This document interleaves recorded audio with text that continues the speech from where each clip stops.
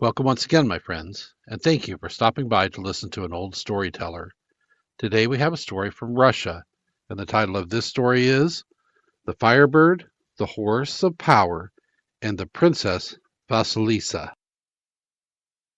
Once upon a time, a strong and powerful Tsar ruled in a country far away, and among his servants was a young archer, and this archer had a horse of power. Such a horse as belonged to the wonderful men of long ago, a great horse with a broad chest, eyes like fire, and hooves of iron. There are no such horses nowadays. They sleep with the strong men who rode them, the bogatirs, until the time comes when Russia has need of them. Then the great horses will thunder up from under the ground, and the valiant men leap from the graves in the armor they had worn so long ago. The strong men will sit those horses of power, and there will be swinging of clubs and thunder of hoofs, and the earth will be swept clean from the enemies of God and the Tsar. So my grandfather used to say, and he was as much older than I as I am older than you, little ones, so he should know. Well, one day long ago, in the green time of the year, the young archer rode through the forest on his horse of power. The trees were green. There were little blue flowers on the ground under the trees. The squirrels ran in the branches and the hares in the undergrowth, but no birds sang. The young archer rode along the forest path and listened for the singing of the birds, but there was no singing.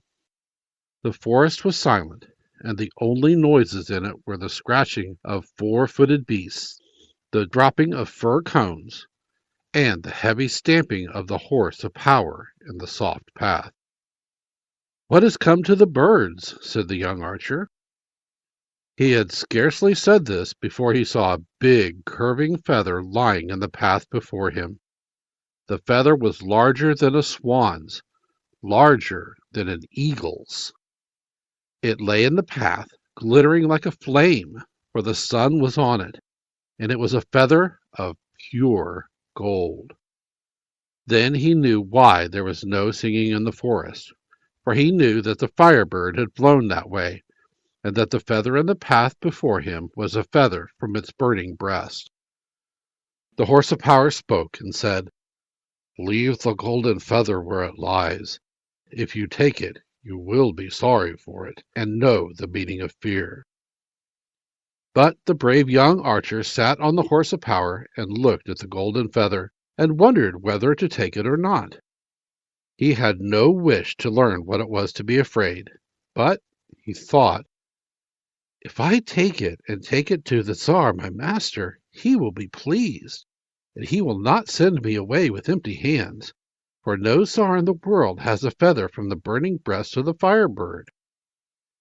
And the more he thought, the more he wanted to carry the feather to the Tsar.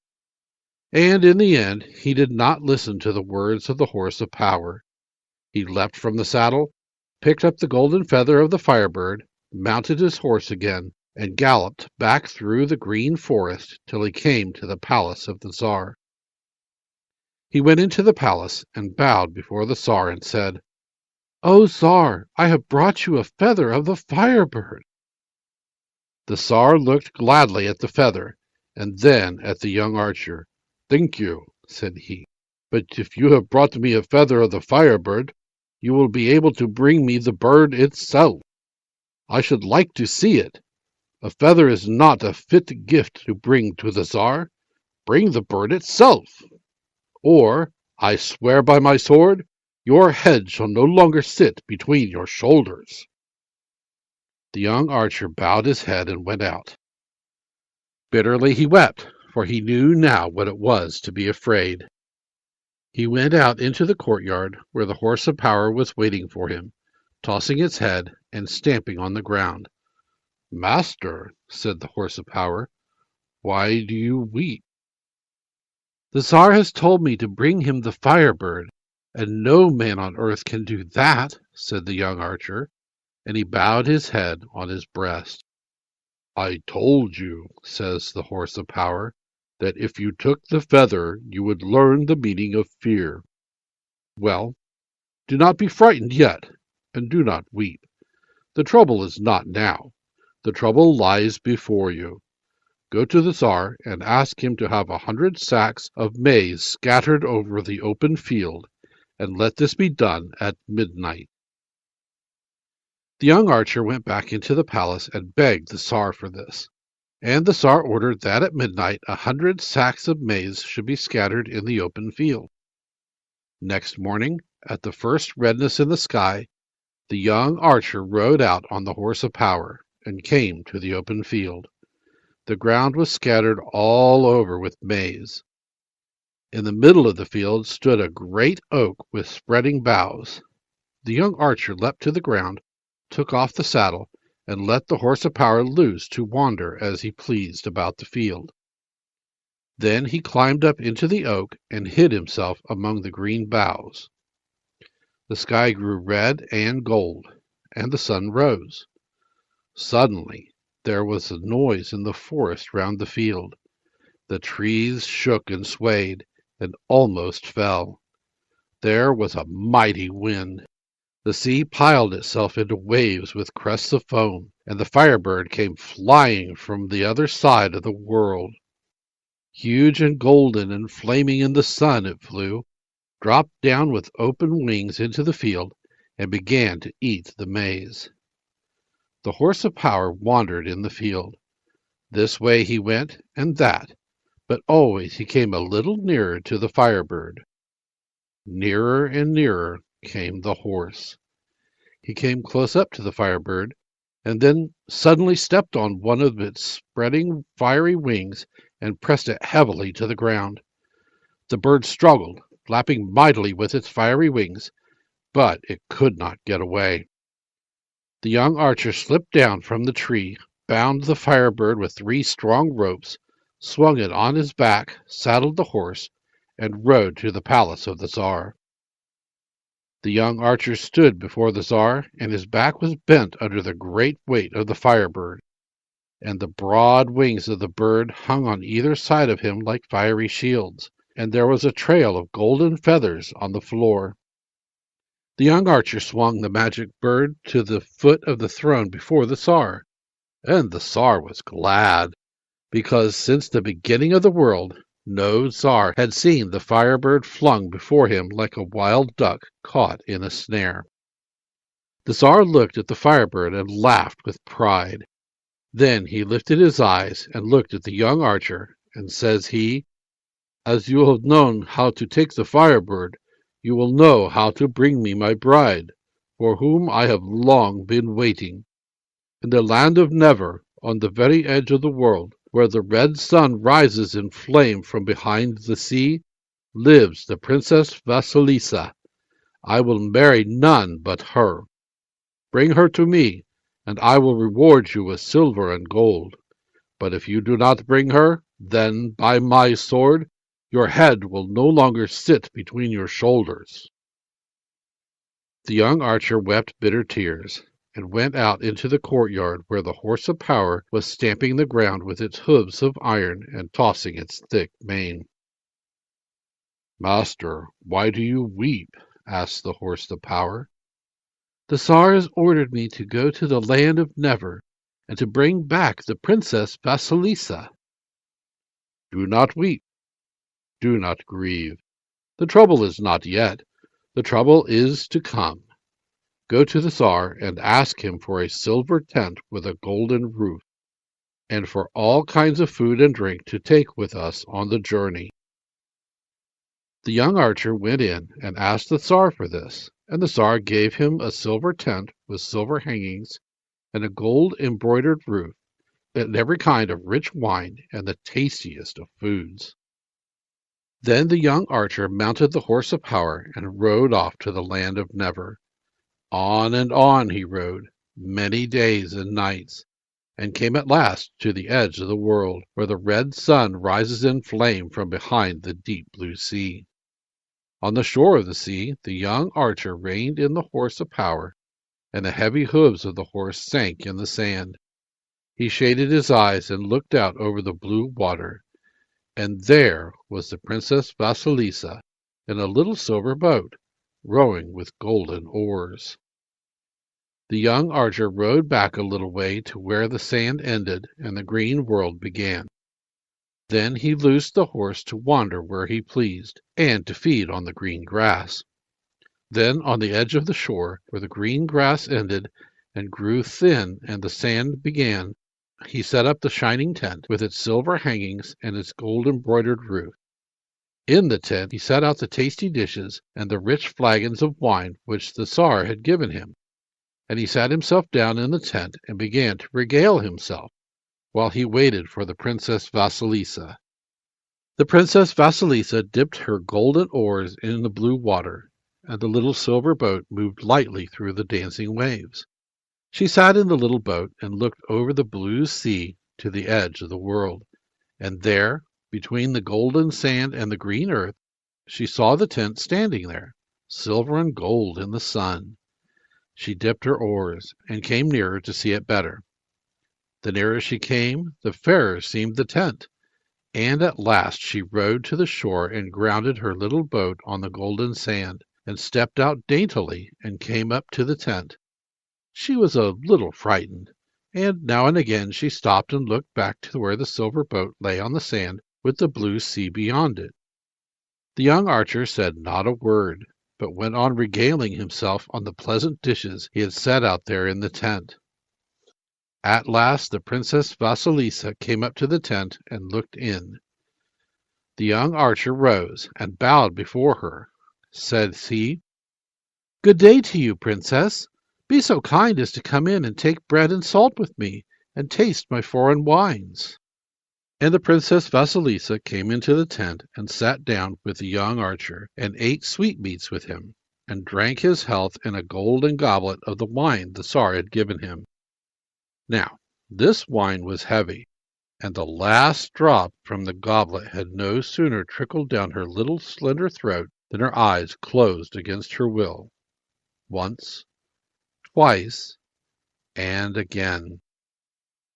"Ah me," says the princess, "it is as if the night itself has perched on my eyelids, and yet it is but noon."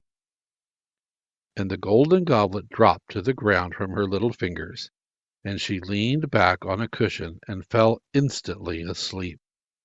If she had been beautiful before, she was lovelier still when she lay in that deep sleep in the shadow of the tent. Quickly the young archer called to the horse of power. Lightly he lifted the princess in his strong young arms. Swiftly he leapt with her into the saddle. Like a feather she lay in the hollow of his left arm, and slept while the iron hoofs of the great horse thundered over the ground. They came to the Tsar's palace, and the young archer leapt from the horse of power and carried the princess into the palace. Great was the joy of the Tsar, but it did not last long. "Go, sound the trumpets for our wedding," he said to his servants.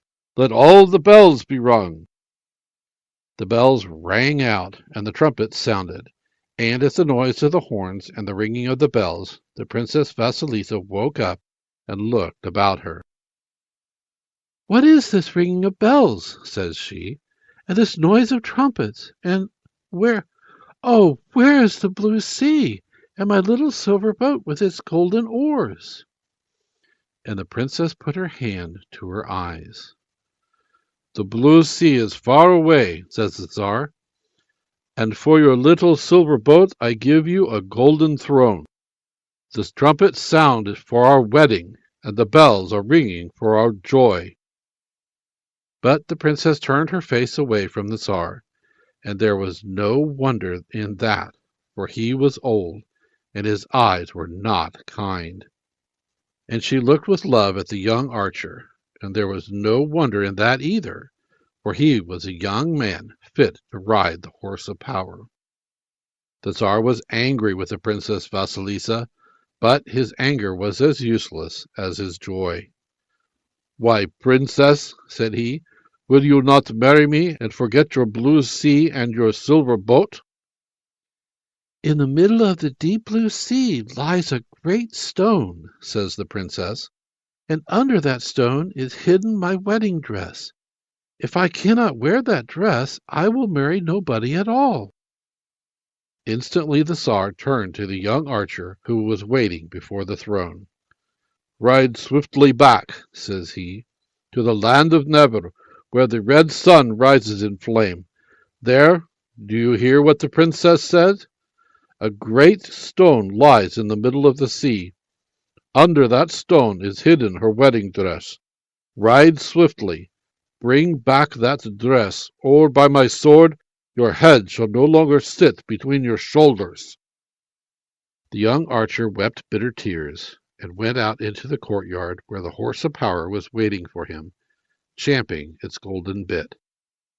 "There is no way of escaping death this time," he said. "Master, why do you weep?" asked the horse of power. "The Tsar has ordered me to ride to the land of Never, to fetch the wedding dress of the Princess Vasilissa from the bottom of the deep blue sea. Besides, the dress is wanted for the Tsar's wedding, and I love the princess myself." "What did I tell you?" says the horse of power. "I told you that there would be trouble if you picked up the golden feather from the Firebird's burning breast. Well, do not be afraid. The trouble is not yet. The trouble is to come. Up, into the saddle with you, and away for the wedding dress of the Princess Vasilissa." The young archer leapt into the saddle, and the horse of power, with his thundering hoofs, carried him swiftly through the green forests and over the bare plains, till they came to the edge of the world, to the land of Never, where the red sun rises in flame from behind the deep blue sea. There they rested at the very edge of the sea. The young archer looked sadly over the wide waters, but the horse of power tossed its mane and did not look at the sea, but on the shore. This way and that it looked, and saw at last a huge lobster moving slowly, sideways, along the golden sand. Nearer and nearer came the lobster, and it was a giant among lobsters, the Tsar of all the lobsters, and it moved slowly along the shore, while the horse of power moved carefully and as if by accident, until it stood between the lobster and the sea. Then, when the lobster came close by, the horse of power lifted an iron hoof and set it firmly on the lobster's tail. "You will be the death of me!" screamed the lobster, as well he might, with the heavy foot of the horse of power pressing his tail into the sand. "Let me live, and I will do whatever you ask of me." "Very well," says the horse of power, "we will let you live." And he slowly lifted his foot. "But this is what you shall do for us. In the middle of the blue sea lies a great stone, and under that stone is hidden the wedding dress of the Princess Vasilissa. Bring it here." The lobster groaned with the pain in his tail. Then he cried out in a voice that could be heard all over the deep blue sea, and the sea was disturbed, and from all sides lobsters in thousands made their way towards the bank. And the huge lobster that was the oldest of them all, and the Tsar of all the lobsters that lived between the rising and the setting of the sun, gave them the order and sent them back into the sea. And the young archer sat on the horse of power and waited. After a little time the sea was disturbed again, and the lobsters in their thousands came to the shore, and with them they brought a golden casket in which was the wedding dress of the Princess Vasilissa. They had taken it under the great stone that lay in the middle of the sea. The Tsar of all the lobsters raised himself painfully on his bruised tail and gave the casket into the hands of the young archer, and instantly the horse of power turned himself about and galloped back to the palace of the Tsar, far, far away, at the other side of the green forests and beyond the treeless plains. The young archer went into the palace and gave the casket into the hands of the princess, and looked at her with sadness in his eyes, and she looked at him with love. Then she went away into an inner chamber and came back in her wedding dress, fairer than the spring itself. Great was the joy of the Tsar. The wedding feast was made ready, and the bells rang, and flags waved above the palace. The Tsar held out his hand to the princess, and looked at her with his old eyes, but she would not take his hand. "No," says she, "I will marry nobody until the man who brought me here has done penance in boiling water." Instantly the Tsar turned to his servants and ordered them to make a great fire, and to fill a great cauldron with water, and to set it on the fire, and, when the water should be at its hottest, to take the young archer and throw him into it, to do penance for having taken the Princess Vasilissa away from the land of Never. There was no gratitude in the mind of that Tsar. Swiftly the servants brought wood and made a mighty fire, and on it they lay a huge cauldron of water, and built the fire round the walls of the cauldron. The fire burned hot, and the water steamed. The fire burned hotter, and the water bubbled and seethed. They made ready to take the young archer, to throw him into the cauldron. "Oh, misery!" thought the young archer. "Why did I ever take the golden feather that had fallen from the Firebird's burning breast? Why did I not listen to the wise words of the Horse of Power?" And he remembered the Horse of Power, and he begged the Tsar, "O Lord Tsar, I do not complain. I shall presently die in the heat of the water on the fire. Suffer me before I die once more to see my horse." "Let him see his horse," says the princess. "Very well," says the Tsar. "Say good-bye to your horse, for you will not ride him again. But let your farewells be short, for we are waiting." The young archer crossed the courtyard and came to the Horse of Power, who was scraping the ground with his iron hooves. "Farewell, my Horse of Power," says the young archer. "I should have listened to your words of wisdom, for now the end is come, and we shall never more see the green trees pass above us and the ground disappear beneath us, as we race the wind between the earth and the sky." "Why so?" says the Horse of Power. "The Tsar has ordered that I am to be boiled to death, thrown into that cauldron that is seething on the great fire." "Fear not," says the Horse of Power, "for the Princess Vasilissa has made him do this, and the end of these things is better than I thought. Go back, and when they are ready to throw you in the cauldron, do you run boldly and leap yourself into the boiling water." The young archer went back across the courtyard, and the servants made ready to throw him into the cauldron. "Are you sure that the water is boiling?" said the Princess Vasilissa. "It bubbles and seethes," said the servants. "Let me see for myself," said the princess, and she went to the fire and waved her hand above the cauldron. And some say there was something in her hand, and some say there was not. "It is boiling," says she, and the servants laid hands on the young archer. But he threw them from him, and ran and leapt boldly before them all into the very middle of the cauldron. Twice he sank below the surface, borne round with the bubbles and foam of the boiling water. Then he leapt from the cauldron and stood before the Tsar and the princess. He had become so beautiful a youth that all who saw cried aloud in wonder. "It is a miracle," says the Tsar. And the Tsar looked at the beautiful young archer and thought of himself, of his age, of his bent back, and his gray beard and his toothless gums.